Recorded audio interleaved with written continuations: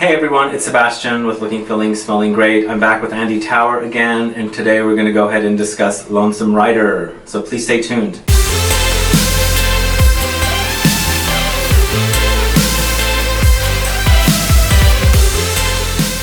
So tell me a little bit about the inspiration for Lonesome Rider from Tauer Perfumes. Okay.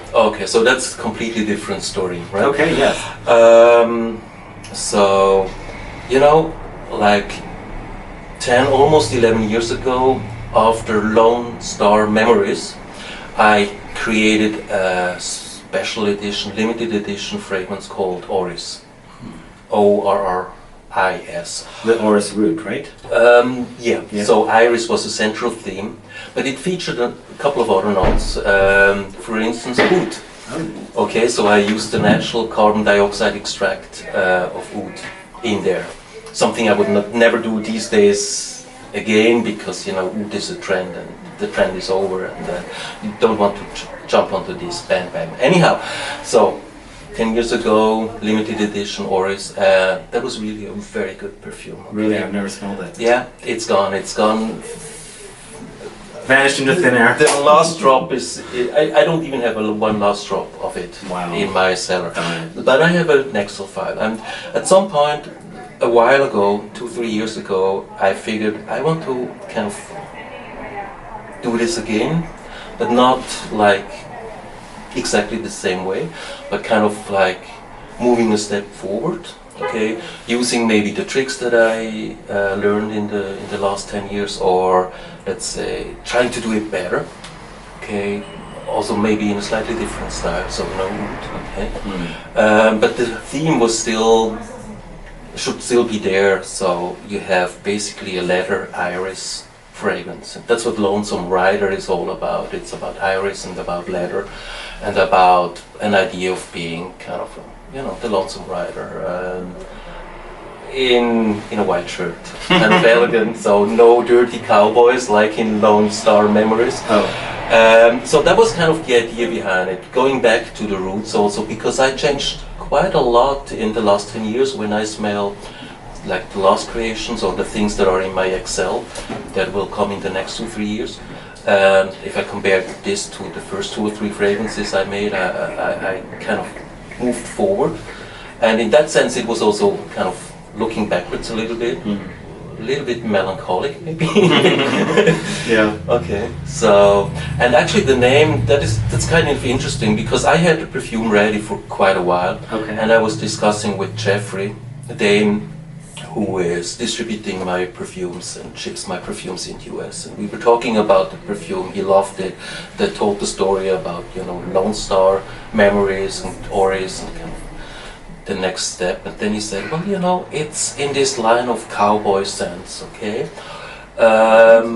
It should be something like Rider, and then we came up with Lonesome Rider, and we figured, gee, that's perfect. And the amazing thing is, the name was not used before for perfume, which is pretty rare, because usually I have great ideas for perfume names, and they're all taken. Oh, darn it. Yeah. You know what it is like in this market. You really have to be very careful not to step onto somebody's toes. Yes, I know what that. Yeah, I know yeah, you know that. But also being original, when somebody searches for your fragrance online, you don't want to come up with another fragrance that is your fragrance. Right. So that's a good idea. So you want to be fair there. Yes. Right. So cool. So that was the inspiration for Lonesome Rider. Yes, of course. When you're creating, you're always starting at the kind of a nucleus. You have a nucleus, and you're starting there. There means Orris. Looking at the Excel file, very complicated formula, more complicated than I do it. The formulas these days. These days, my formulas got a little bit simpler or more to the point. But then when you start working on a theme, you kind of start to wander off anyhow. You can't help it, because you see things you haven't seen before or haven't thought about it. So I would say, if you can't really. If you could compare Orris and Lonesome Rider, you would see they're actually quite distinct fragrances. You can still see that they are related, like Airy Desert and Lone Star Memories and Lonesome Rider are all related. They're like cousins, but Orris and Lonesome Rider are pretty far away still. Interesting. Yeah. So they're from the family, those three. It's a family distant thing. Yeah. families. Absolutely, because you see, well, that's the creator speaking. Maybe I'm totally wrong, okay, because I'm very biased and I cannot look at my perfumes the way you do it because I kind of look at the formulas and, you know. Oh yeah, yeah. It's like a painter who cannot really objectively address his paintings, you know, or her paintings. Anyhow, so in Air du Desert you have a leather note, there's a birch tar note, there's some leather aspects that are in Lonesome Memories, of course, but kind of over the top maybe, really like super heavy. Yeah. And you have kind of the same leather but more refined, more elegant, more clean in a certain way in Lonesome Rider. So that's why I would say Lonesome Memories is not the perfect office scent, especially if you go like No. okay. Lonesome Rider is more an office scent that you can work in the office if you do it maybe 2 sprays. So Totally makes sense. yeah, Yeah, we put up, Kara, my friend and I, we put up a video for Lonesome Rider. yeah, I've seen that And one. when I wear it, it's got like a bad side and a good side. Sometimes this like beautiful, very bright side comes through, and then sometimes a more kind of like a dirty, maybe a dark side Yeah. comes through for me. I don't know. More challenging side. Yeah, yeah. it's a unique scent. So I think so. Yeah, it's pretty unique. Yeah, yeah.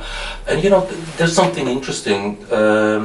If you look at the old perfumes that were created, like in the 20s, 30s in France, for instance, these perfumes were not clean.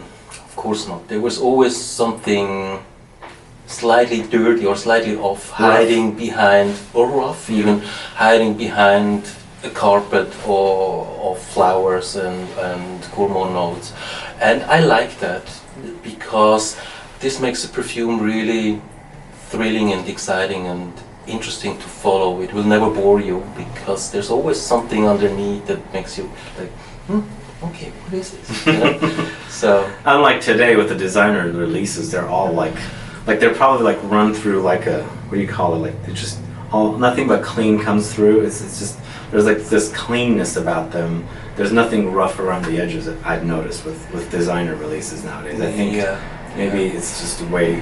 There's a built-in filter in industry. Filter, that's the word I was thinking of. Yeah. But you know, it has to do with the fact that if you, not talking about any brand, but if you want to be present in a duty-free environment, for instance, or in a mall, the only way to sell there is by making a lot of ads, and, you know, spending a lot of money to marketing, and to really make a profit, you have to sell a lot of bottles. Really, I mean, we're not talking about 1,000 bottles, but we're talking about 100,000, millions of bottles, and in order to reach that goal, you have to kind of really find the minimal consensus among the perfume consumer, and this minimum consensus is really, it's clean, it's I don't know, not present basically. So yeah, it's a price industry pays or designer brands pay for being present in a mall or in a duty-free environment. Exactly. Yeah, Totally makes sense. that's why places like Tiger Lily, where we are right now, which is a place, by the way, worth checking out if you love perfume and if you look for something special. This is why shops like these are so important, because in US there are maybe like 10 shops where you can buy really niche fragrances. There are not many, you know, there are not many. So most people know Macy's, and that's where they go for fragrances. yeah, which is fine. It's fine. It's totally okay. Yeah. I have some designer brand fragrances. I have some industry fragrances too. Some of them are very well done. I mean, you cannot expect miracles there because, like I said, expenses go into marketing and eventually packaging if you're lucky. Not in the scent, of course, but in that sense, they're totally okay. They're nice to wear. But if you're looking for something special, something that keeps your nose busy and interested for a couple of hours, then places like that are the way to go. Yeah, exactly. Yeah. That's what I like. Yeah, absolutely. I mean, You have to. And by the way, what you also get here is here you get a fragrance that not everybody else will wear. And that's what I was just gonna say. Yeah. You don't want to stand out. I mean, you want to stand out with your scent. You don't want to blend in with everybody because you go everywhere, you smell the same thing. You know, Right, everybody wears right. the same fragrance pretty much. Right. And I like to be original with pretty much everything, including my fragrances. So. Yeah. That's, by the way, a paradox. You know, we live in a society where we all want to be different. We try to dress differently and try to find a style that is different. But when it comes to perfume, a lot of people actually want to smell exactly the same way like 10 million, 40 million other people, and they buy Chanel Bleu. Which is amazing to me because okay, good, you can say I'm wearing blue jeans, which are Levi's 501. Everybody wears Levi's 501, so maybe there's a good reason to buy Chanel Bleu too. So, I don't know. Yeah, makes sense. Guys, thanks so much for watching this video with Andy Tauer. Andy, thank you for doing a second video with me for Lonesome Rider. Again, my pleasure. Thank you. Always nice being here. Thank you. Guys, if you want any more information for Lonesome Rider, I'll have a link in the info box. Please also put comments or any questions that you have in the questionnaire section below. Follow me on Facebook, Twitter, and Instagram, and I'll be back with more videos very soon. Have a good one. Goodbye.